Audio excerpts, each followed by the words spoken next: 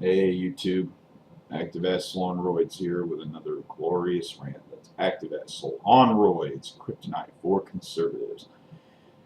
I'm off my roids, off my rocker, on the warpath. Here we go.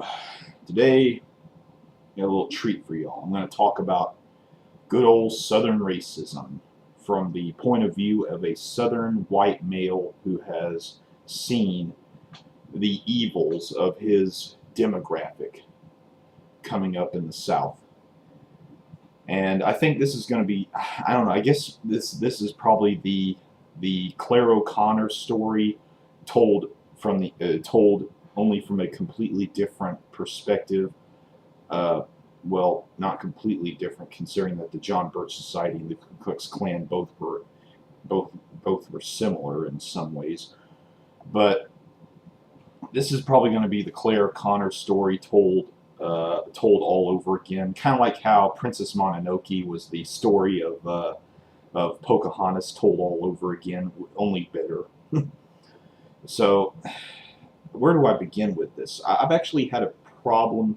I've had some problems trying to word this in a way that would sound, that would articulate what really goes on down here in the South. How some of the racism in the South persists, why it happens, why certain stereotypes emerge, and how they're actually rooted in the way that white Southerners, how it's rooted in the way that white Southerners treat black Southerners historically in this area and still do. I guess I can start by talking about the elephant in the room, one of them anyway,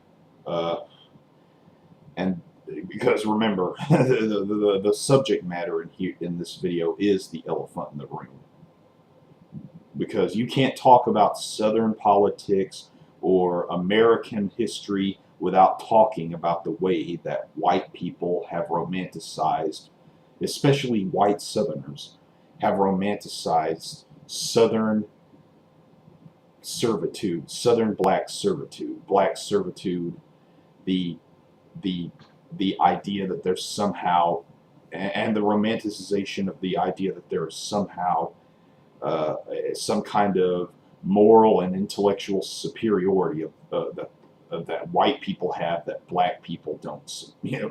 These.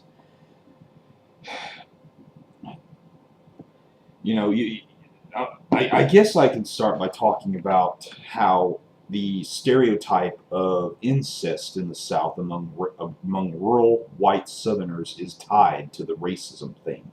How it is tied to the white backlash among white Southerners every bit as much as the homeschooling movement in the South that gave rise to the religious right is tied to desegregation efforts in the 1960s and civil rights legislation and being signed during that time period.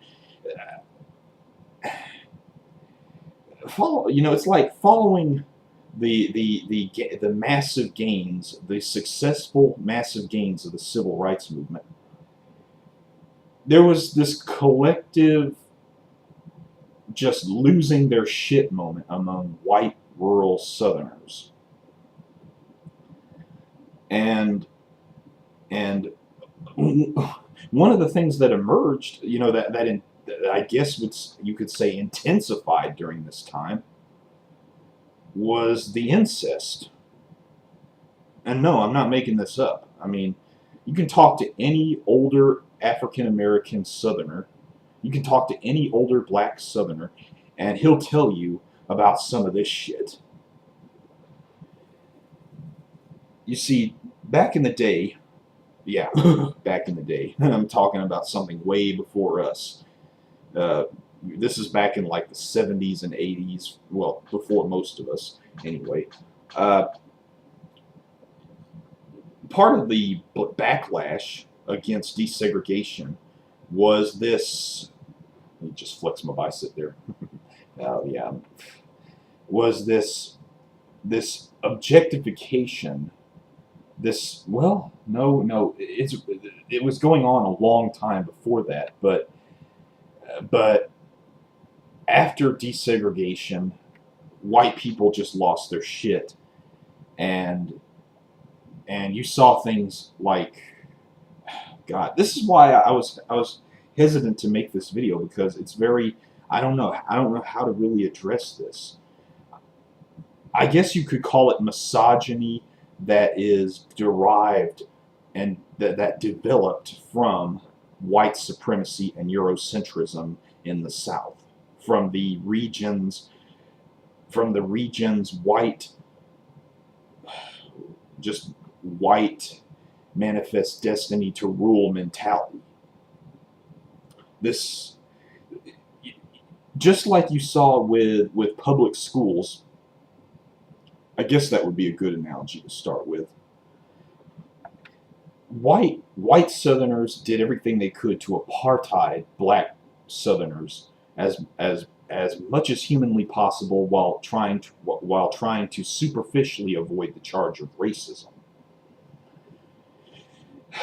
And one of the pathologies that arose from this was one of these phenomenon among Southern white older men that isn't talked about much, but it's how many white Southern older men started using white girls as sexual outlets. White relative girls, by the way. Relatives. I'm going to add that part. Relatives. As sexual outlets under the premise that, oh, if we can't keep the black man out of public life, then he's going to have access to our beautiful virgin white women, and since we can't stop it anyway, we're just going to use them ourselves. I'm not making this shit up. It's disgusting. It's this misogyny that is driven in massive part, almost exclusively, by white supremacy. This idea that black people are somehow inherently dirty, and that somehow black men are going to defile white women and make them less virtuous by nature just being around a black guy. And you see this pathology playing out all over the South. Because if you go to places like Mississippi and Alabama, there's still a massive number of social conservatives who believe that interracial marriage should be banned and everything. And they just believe that there's something inherently dirty about black people, and that black people should not be allowed to, particularly black men, should not be allowed to touch white women. And you saw this pathology play out in very disgusting ways back in the day. You saw uncles who were soliciting sex off their nieces. No joke, no shit, man. In exchange for signing their car notes, co-signing on car notes and shit, under the premise of, oh, well, the black guy's going to get her eventually and have his way with her, and then she'll be defiled, she'll be despoiled, she'll be worthless after that. She's going to be a worthless black man's whore, because we can't use the state to punish black people to hurt and stigmatize black people just for being black. So so our white women are just going to get fucked by black men. And you see these older males, these older white males, middle-aged white guys, just having their way and soliciting sex from younger white female relatives. Never mind the fact that most of these assholes, when they were in the Klan, were raping black women and were doing horrible things to them, and throwing stereotypes about how black men were somehow inherently more effeminate than white men around. Their notion of this is part of the white masculinity problem in America. This notion that white people, particularly older white people, have, that that somehow their ideas on race are tied to their ideas on manliness, on manhood. You see this play out in so many ways. This idea that black men are evil, are inherently dirty, and that any white woman that has anything to do with them is to be written off forever. It's kind of like how white men in the South apply themselves when it comes to evangelical religion on things like abortion. If you're a woman and you get an abortion or something, they write you off forever. Doesn't matter if it's their relative or daughter and it becomes a financial issue, and then they try to find ways to get an abortion. But they'd always hide behind coded language of, oh, she had to go find rest. She had to go get some rest. You saw a lot of older, more well-off white people use that euphemism for abortion whenever their teenage daughter or whenever their wife got pregnant through having an affair or something. That was a euphemism. It was coded language. And it just continues to expound upon the point that I've been making for years, that if you really want to see how white Southern men, if you really want to see their character, their real nature, just bring race into the issue.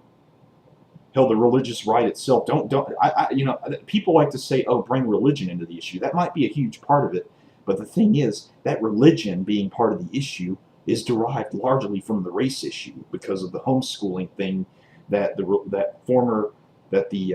religious right's earliest advocates, such as the late Jerry Falwell, were pushing as a means of both defunding the public education system by getting rural white men to send their kids to private schools, to charter schools right off, from there on out, as a means of spiting the federal government because they just didn't want their kids being around black people. Believe me, I was part of that whole backlash. I was part of that.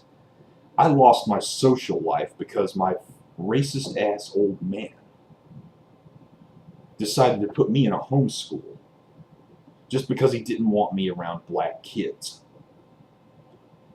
And it's very common. It's extremely common throughout the South.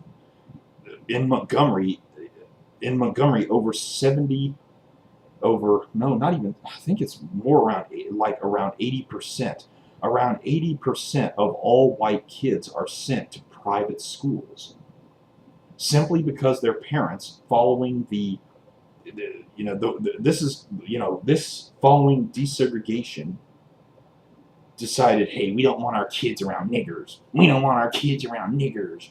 We don't want our kids going to school with them coons in Monkey Town.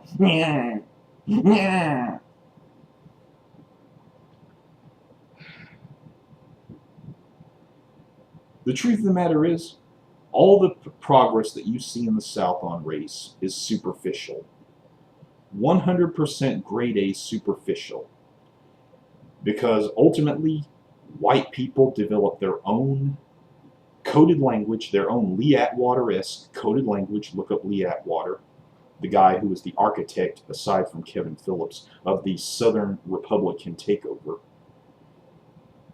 And read about the abstraction, the language of abstraction concerning race, and how lower taxes is actually a code word by Southern social conservatives that is used to denote the idea that they want to defund public education because they assume that black kids are the only ones who are going to be using it when they get all the white kids to not use public schools. This is a large part of the reason why black schools, why black children, their education is not being funded in America, because white people are just trying to apartheid black people into permanent poverty, just permanent cheap labor. And in the South, it just seems like it's inescapable because these white people are doing everything they can to make sure their kids stay inoculated in this culture of coded racism that hides. It's like the world behind the world kind of thing. If you've ever seen Constantine, the movie Constantine, like there's this one world, the superficial world that you see, and then behind it, there's the real thing that's going on.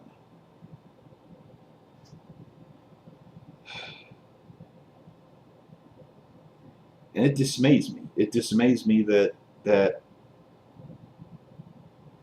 everything that we've done in America, I mean, the North, that's the big difference between the South and the North. The civil rights, the leaders of the civil rights movement, there was this idea once that if they could win in the South, they could win anywhere. And I'm going to say that their win in the South was a superficial one. And it was still a win, ultimately, because it opened the door for getting rid of private sector de facto racism everywhere else outside the South. But in the South, there was this move away from biological racism to cultural racism. It's important to remember that the Southern Republican Party, state Republican Party chapters that were springing up in the wake of the exodus of white Southern men from the Democratic Party, the Dixiecrats, the Strom Thurmond types, the Robert Byrd types, though many of those chapters were started by and organized by the John Birch Society during the heyday of desegregation, of the battles over desegregation. And it's just, I don't really think that I don't know. I want to believe, I want to believe that Thomas Schaller, Mark Thompson, and so many others that want to write out the South completely might just be jumping the gun a bit, that maybe some kind of, scratching my foot there might be some kind of hope for the South. I want to believe that there's some kind of hope, that there's going to be some kind of real progress made on the issue of race. And